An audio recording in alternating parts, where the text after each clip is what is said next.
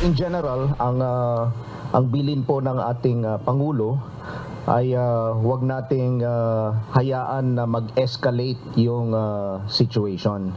Kaya nga po tayo mga Pilipino, ang ginagawa po natin is that we are practicing maximum tolerance.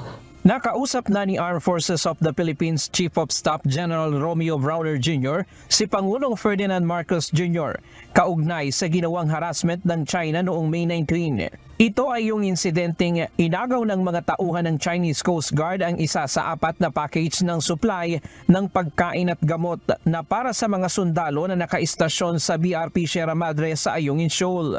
Ayon kay General Browner, bilin ng Pangulo, maximum tolerance, sumunod sa batas at huwag ayaang mag-escalate o tumaas ang tensyon. And we are practicing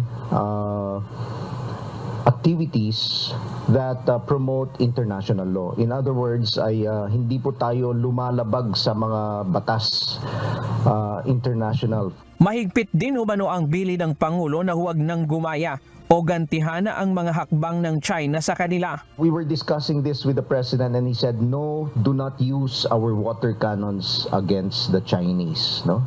So in other words, what he's trying to give to us or order us is that we